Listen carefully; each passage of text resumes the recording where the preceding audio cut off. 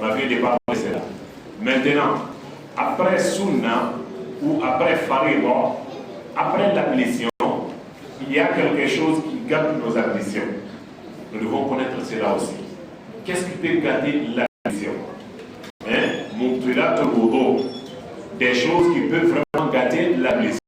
Parce que nous sommes là, on a fini d'expliquer tout. Quand tu fais comme ça, tu as une ablution.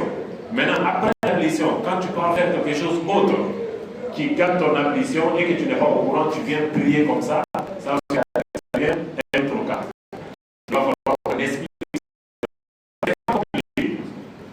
Et c'est vrai qu'il y a parmi nous qui connaissent ça. Je rappelle, quand on est déjà à l'ablution, nous ne devons pas faire quoi? D'autres disent quand tu manges, peut-être l'ablution est gâtée, et quand tu fais comme ça, ça c'est parti de des choses qui gâtent beaucoup l'ablution. La première des choses, c'est al-hadath. Al-hadath al-asghar ou al-akbar. La première des choses qui peut gâter vraiment l'ablution, c'est la saleté. Quand on dit la saleté, ça peut être que tu es en ablution, mais l'envie t'arrive d'aller uriner et tu pars à la douche. Là, quand tu finis de faire tes besoins, l'ablution n'est plus en place. Malgré que tu as bien fait, mais l'ablution n'est plus en place. On doit recommencer l'ablution. Et ça se fait comprendre. Ou bien avant que tu pars à la prière, après l'ablution, tu as eu vraiment besoin de ta femme et que tu rentres avec elle. Tu peux faire tout ce que tu as besoin de faire, mais après cela, l'ablution doit être répétée. Surtout si vous êtes arrivé à la page, ça c'est pas seulement la petite ablution. La petite ablution même, c'est la grande ablution. C'est ce qu'on appelle al-janaba. Donc ce sont des choses qui peuvent vraiment mettre mal à nos ablutions. Soit soit quelque chose se passe entre toi et ta femme, et ça gâte l'ablution totalement. Tu seras obligé de faire al-janaba et faire encore l'ablution. Si tu veux, en lavant al-janaba, tu peux faire les deux en même temps comme le prophète le faisait alayhi salatu wassalam. Ou bien, toi, tu étais là, mais quand tu as fini de faire l'ablution, après tu as eu l'envie de partir à la douche. Et puis tu pars à la douche.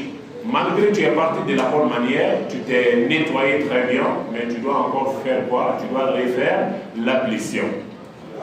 Et quoi?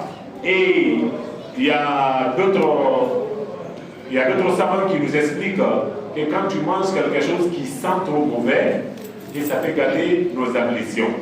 Même si tout le monde n'est pas d'accord avec ça, mais ça montre quoi? Ça montre toujours la propriété.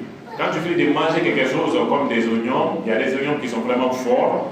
Il y a aussi des viandes, comme viande de chameau. Ça sent trop mal même.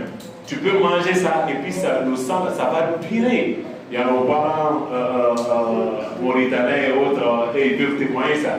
Il y a des viandes, vraiment quand tu manges ça, le sang là, ça va beaucoup durer. L'odeur là, ça va beaucoup durer avec toi. Donc les cas pareils, les gens pour ne pas déranger les musulmans dans la mosquée, parce qu'il y a des gens qui vont sentir l'odeur là, ça va leur faire mal.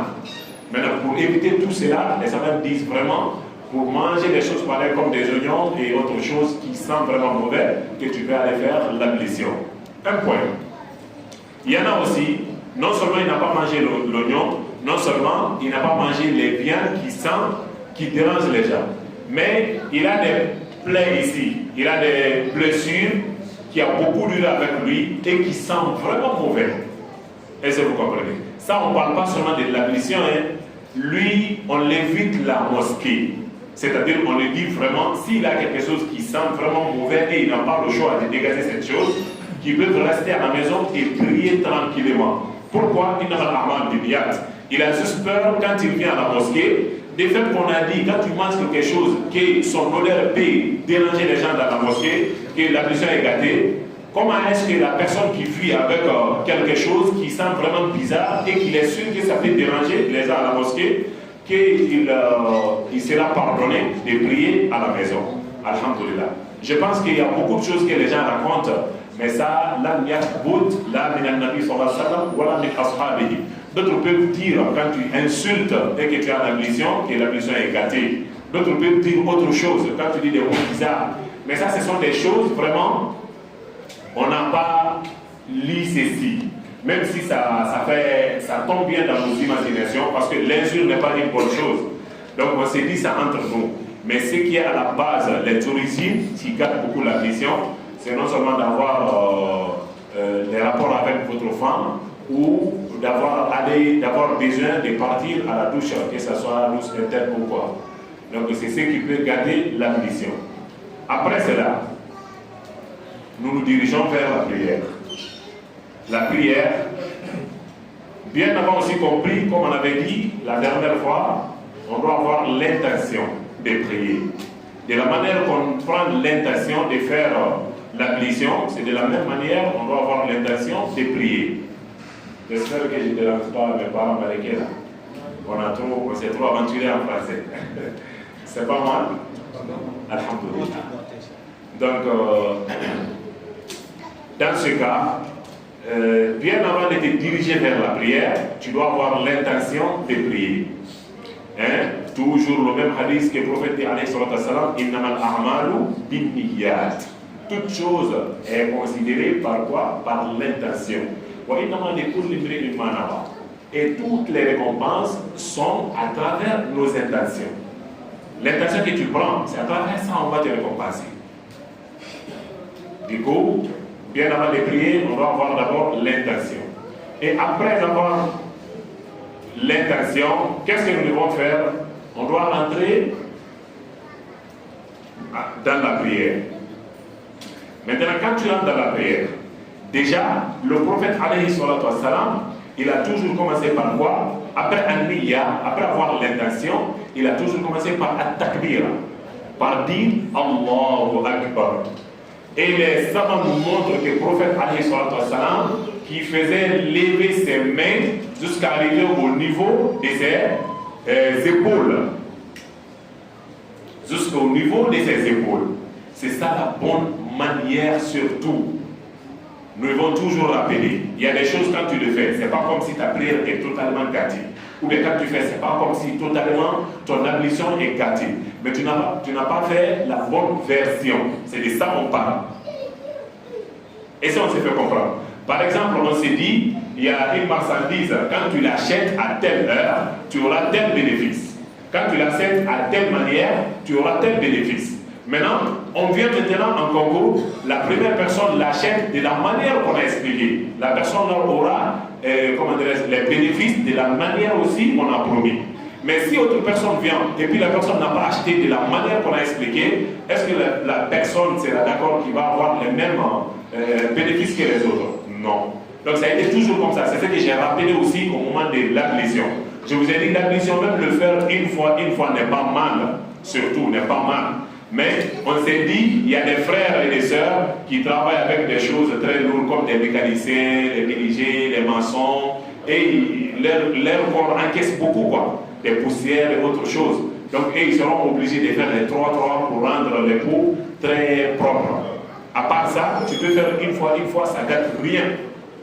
Ça a été accordé par le compagnon du prophète que le prophète, les jours sont venus, il a pris l'ablution une fois. Et qu'il y avait aussi des jours qu'il a pris l'ablution 2 fois.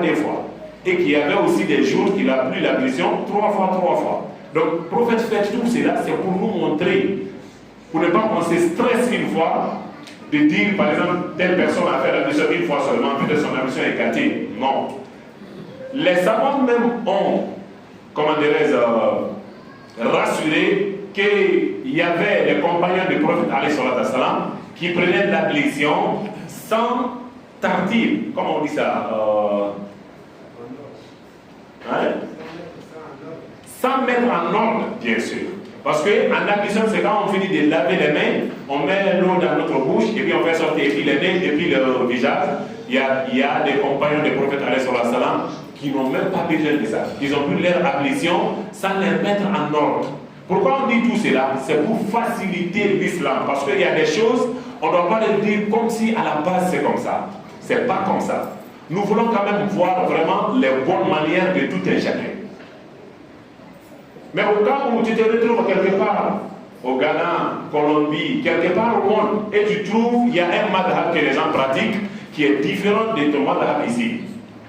Maintenant, tu te diras peut-être qu'ils font quelque chose qui est grave. Toi, tu vas les juger comme ils n'ont pas compris la religion. Pourtant, c'est ça la religion même. À la base, c'est ça.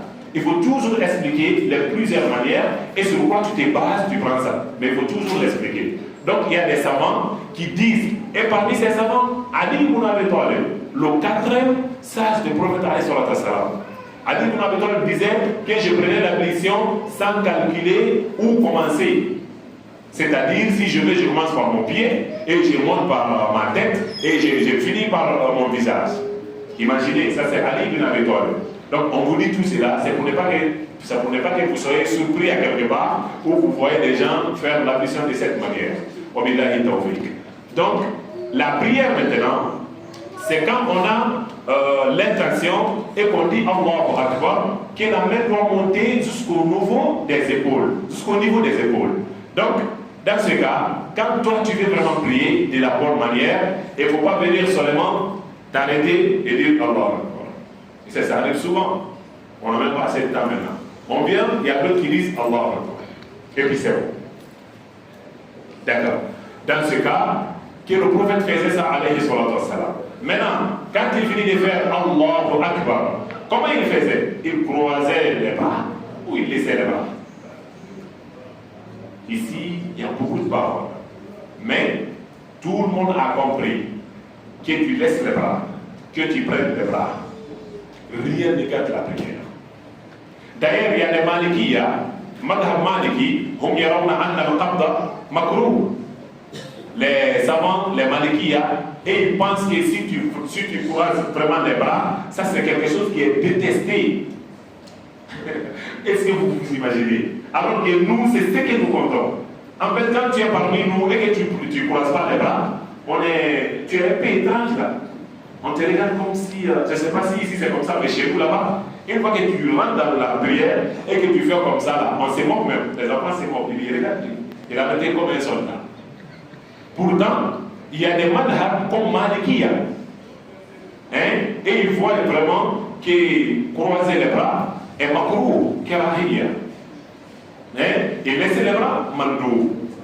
Wabillahi tawfiq. Maintenant, que toi tu croises les bras ou tu laisses les bras, tout est normal. Il y a de longtemps, les gens se débattaient sur ça jusqu'à arriver à se détester à cause de choses pareilles. Mais l'islam est éveillé pour ça maintenant. Quand tu dis Allahu Akbar, que tu croises les bras, que tu laisses les bras, ça ne gâte pas la prière. On est d'accord? Maintenant, après avoir dit Allahu Akbar, il y a Adhkar ou Salat. Les doigts, les invocations qu'on doit vraiment dire au moment de la prière. Et les invocations là sont nombreuses. Tu peux trouver quand tu dis Allahu Akbar, l'invocation que tu dis avant de lire Fatiha, tu peux aller voir 2 ou 3 invocations. Tu n'es pas obligé de lire tous les 3 ou toutes les 3 à la fois. Tu as le choix. Si tu veux vraiment ce qui est facile pour toi et court pour toi, tu ne te gênes pas en lisant ça, tu peux dire ça. On s'est fait comprendre. Parce que parmi nous ici, tu peux trouver quelqu'un qui dit, avant de dire Allahu Akbar, il peut dire Subhanaka Allahumma wa bihamdika wa tabarak ismuka wa ta'ala jadduka wa la ilaha ghayruka. Tu peux demander à autre personne de dire autre chose aussi, qui est différent de ça. Cela ne gâte pas nos prières. Ça, ce sont des adhkar. On s'est fait comprendre. Donc après cela, on doit lire Fatiha. Maintenant, une question. Si nous rentrons dans la prière sans avoir lire le Dua ou l'Istiftah et lire directement Fatiha, est-ce que la prière est acceptée?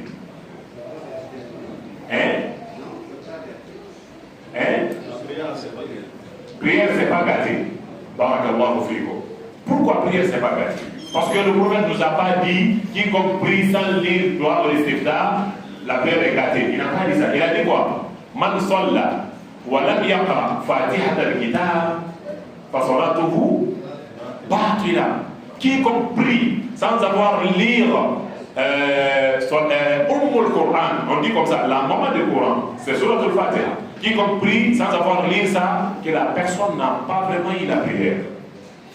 Ce qui veut dire que lire Fatiha, c'est ce qui est l'essentiel. Mais on vous dit toujours, on aime la meilleure version.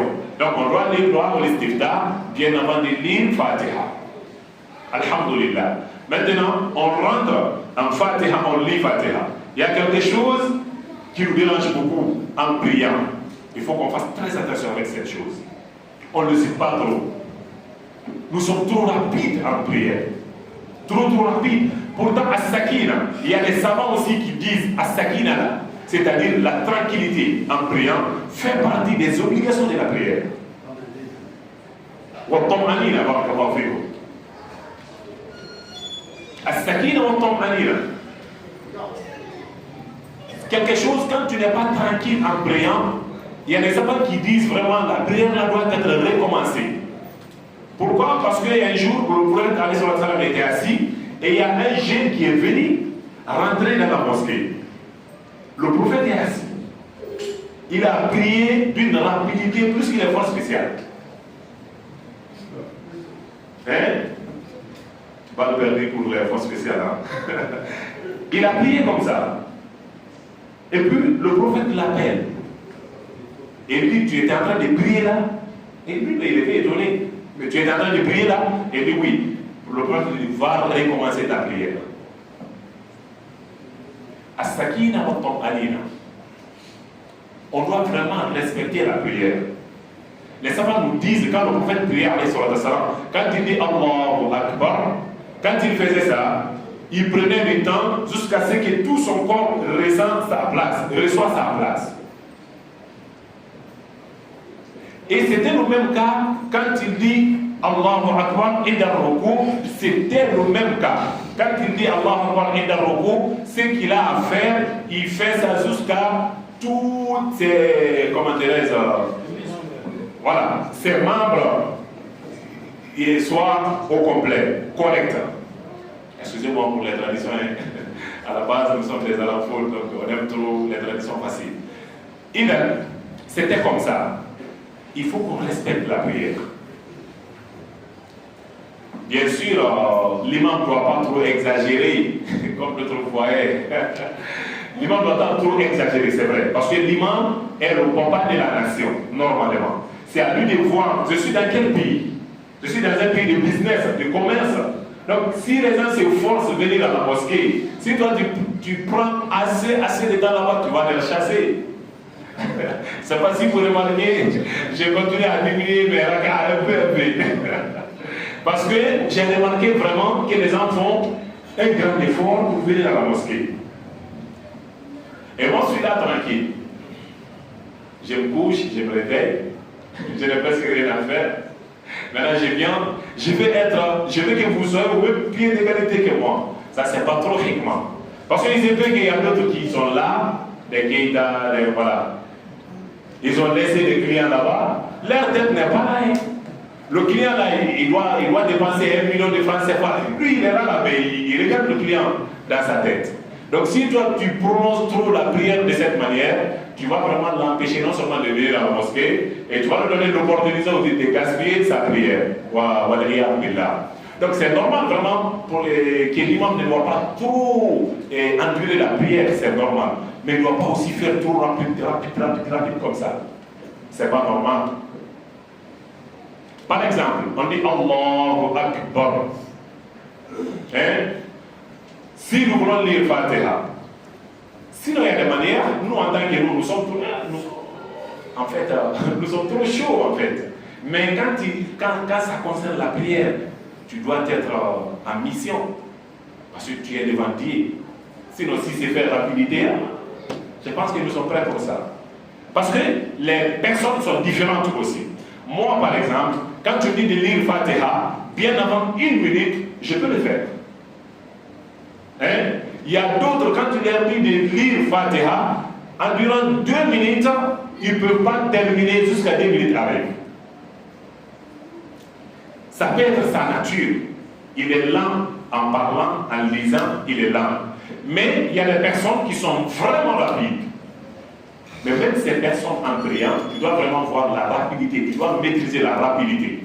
Tu ne dois pas faire parce que tu aimes avancer comme ça et puis tu es rapide naturellement. Par exemple, quand on dit Alhamdulillah Rabbil Alamin Ar-Rahman Ar-Rahim Malik Yawmiddin Iyyaka na'budu wa iyyaka nasta'in Ihdina as-siratal mustaqim Siratal ladzina an'amta 'alayhim ghayril maghdubi 'alayhim wad-dallin. Vous trouvez ça comment? C'est bon? Pourquoi c'est pas bon? C'est trop rapide. Merci papa. C'est trop rapide. Hein? Pourtant, il y a d'autres aussi qui sont plus rapides que ça. Voilà. Ça n'a même pas fait une minute, hein? 20 secondes. Bon, imaginez qu'on dit Alhamdulillah Rabbil Alamin Ar-Rahman Ar-Rahim Maliki Yawmiddin Iyyaka na'budu wa iyyaka nasta'in Ihdina as-sirata al-mustaqim صراط الذين أنعمت عليهم غير المغضوب عليهم ولا الضالين. Je pense que ça c'est bon. Hein? Ça c'est pas trop rapide. Ça c'est bon. Mais si on dit aussi Alhamdulillah Rabbil Alamin Ar-Rahman Ar-Rahim Maliki Yawmiddin Iyyaka na'budu wa iyyaka nasta'in Ihdina as-sirata al-mustaqim صراط الذين أنعمت عليهم غير المغضوب عليهم ولا الضالين. Amen. C'est quoi la meilleure version entre les trois lectures? C'est la dernière. Alors, selon moi, c'est la dernière là que nous devons prendre comme notre manière de prier. Et aussi, quand nous sommes en recours, c'est trop rapide. Subhana rabbiyal azim wa bihamdi. Subhana rabbiyal azim wa bihamdi. Subhana rabbiyal azim wa bihamdi. C'est normal. Hein? Et quand c'est l'heure de recours, Sami'allahu liman hamida. Sami'allahu liman hamida. Sami'allahu liman hamida. C'est pas ça. Sami'allahu liman hamida. C'est pas ça. Sami'allahu liman hamida. ربنا ولك الحمد حمدا كثيرا طيبا مباركا فيه. Bien avant de passer sur ces passages, l'histoire de Sami Allahu liman hamda Rabbana wa lakal hamd, nos ustads nous ont raconté qu'il y avait un moment, le prophète a dit à la mosquée que quiconque gagne 50 prières à la mosquée, 50 prières consécutivement, c'est-à-dire 50 farid à la mosquée, qu'il rentrera au paradis sans jugement. Hein? Quand il a dit ça, tout le monde était prêt. Les Sahaba, les Sahaba étaient là maintenant en train de se concurrencer. Ils faisaient des concours. Oumar, de toute façon, Oumar était jaloux d'Abu Bakr là. Abu Bakr, Ousmane, Ali. Tout le monde disait, moi, j'aurai ces 50 farid à la mosquée. Il faut que je rentre au paradis sans jugement. Ça là, c'est le bonheur, rentrer au paradis sans jugement. Allah Akbar. Donc, ils étaient en concurrence. Omar, Othman, Ali, Abu Bakr. C'est Abu Bakr Siddiq, le meilleur ami, l'ami fidèle du prophète alayhi salatu wassalam. C'est lui, il a fait 49 farid à la mosquée. Mais le prophète a dit quoi? Tu pries et que l'imam n'a pas prié, une seule rak'at derrière toi. C'est-à-dire tu viens en Maghrib. Tu viens en Maghrib, et Maghrib c'est 3 rak'at. Mais toi tu as eu 2 rak'at seulement avec l'imam. C'est pas ça, il ne parle pas de ça. Il faut que tu ailles toutes les rak'at avec l'imam. Donc, il était prêt pour ça, Abu Bakr Siddiq. Un jour le sommeil. Ah, vous voyez le sommeil, non? Un jour, il est resté tranquillement à la maison, le sommeil le dépasse. Il se réveille, au moment où il s'est réveillé, il était presque l'heure de la prière. Et le prophète nous dit de ne pas faire vraiment les choses de la prière en précipité. Donc ça aussi c'est une leçon pour nous. Parce que toute chose qui est en précipité n'est pas correcte, honnêtement. Il y a des erreurs toujours. Les erreurs se représentent toujours quand chaque fois il y a trop de rapidité. Donc, Abu Bakr Siddiq, il était vraiment en colère. Il dit, Dieu m'a ordonné le temps, ou Dieu m'a, c'est-à-dire, Dieu a fait que j'ai eu le temps de faire 49 farid avec l'imam, c'est maintenant je vais faire ça. Mais c'est sûr, il n'a pas obéi ce que le prophète a dit. Les hommes disent, quand il a pris de faire la pression, il a pris la route en très précipité. Pour aller vraiment, pour qu'il retrouve la première rak'at avec l'imam. Et c'est le prophète qui était l'imam, et il rentre dans la mosquée, il trouve que le prophète a fait recours déjà. Le prophète a fait ça déjà. Hein? Et il rentra, le prophète s'élève, Sami Allahu liman hamdah. Donc pour lui, il a raté la première rakat. Il était vraiment dépassé de colère. Rentrer au paradis sans avoir été jugé. C'est ce qui en fait, c'est ce qui gêne comme ça. Maintenant, il rentra, il entend le prophète dire Sami Allahu liman hamdah. C'était pas Sami Allahu liman hamdah qu'on disait. En s'élevant de recours, c'était pas Sami Allahu liman hamdah. Quand on faisait comme ça, quand le prophète faisait comme ça, quand il s'élevait, il disait Rabbana wa lakal hamd. Mais Abu Bakr Siddiq, quand il est rentré, il ne savait pas quoi faire maintenant. Il allait en haute voix. Il dit Rabbana. Quand le prophète s'élevait, le prophète dit Rabbana wa lakal hamd. Lui, tellement il avait envie d'avoir rak'at, il dit Rabbana wa lakal hamd. Rabbana wa lakal hamd. Oh Dieu, tu as tout notre alhamd, tu as tout notre remerciement et tout. Alhamdulillah. Rabbana wa lakal hamd. Le prophète dit Sami Allahu liman hamida. Que Dieu a entendu la personne qui vient de dire ce mot. Dieu a entendu la personne qui vient de lui rendre gloire. Donc ça a été l'histoire de Sami Allahu liman hamda, Rabbana wa lakal hamd, comme l'avaient dit les savants, Wallahu a'lam. Du coup, quand nous sommes au moment des recours, nous devons lire Subhana Rabbiyal Azim wa bihamdi.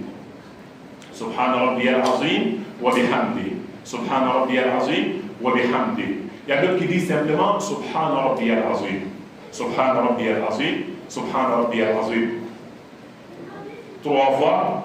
Après ça, Sami Allahu liman hamda, Rabbana wa lakal hamd, hamdan kathiran, tayyiban, mubarakan fi. Après, on descend pour les sujoud. Maintenant, en faisant sujoud là, en descendant, on se demande comment on doit descendre. C'est les pieds d'abord, c'est les genoux d'abord, on doit mettre sur le sol, ou bien d'abord c'est les mains. C'est les mains, ok. D'autres disent les mains, d'autres disent les genoux. Ce que nous voulons expliquer ici, que les genoux descendent avant la main, que les mains descendent dans les genoux, ça n'égale pas la prière. Nous sommes d'accord? Mais on parle toujours de la bonne version. C'est les mains, comme Cheikh Oustaz a dit, et barakallahu fi wallahu a'lam. Maintenant, après ça, c'est au moment du sujoud, on dit Subhana Rabbiyal A'la wa bihamdi, 3 fois. Ou Subhana Rabbiyal A'la, simplement, 3 fois. Après, on s'assoit entre des sujoud, n'est-ce pas? Là-bas, on dit Rabbi ghfirli, Rabbi ghfirli, Rabbi ghfirli. D'autres peuvent dire comme ça. D'autres disent Rabbi ghfirli, warhamni, wahdini, wa'afini, warzuqni. Il y a pas mal des invocations qu'on peut dire à ce moment. Tu as le choix de choisir ce qui te va. On se comprend. Mais là, pourquoi on dit toujours là-bas? On n'a pas quelqu'un ici qui ne sait pas faire tout ce que nous sommes en train de dire. Mais seulement c'est la manière. C'est pourquoi à un moment j'avais dit qu'on aura besoin de faire une pratique. Pas parce que nous manquons de votre niveau. Subhanallah. Dit au prophète, Ya ayyuhan nabi, ittaqillah. Ou Ya ayyuhan ladina amanu, aminu. Vous les croyants, croyez encore. Ce n'est qu'un rappel. Il sait déjà que vous croyez, mais croyez de plus.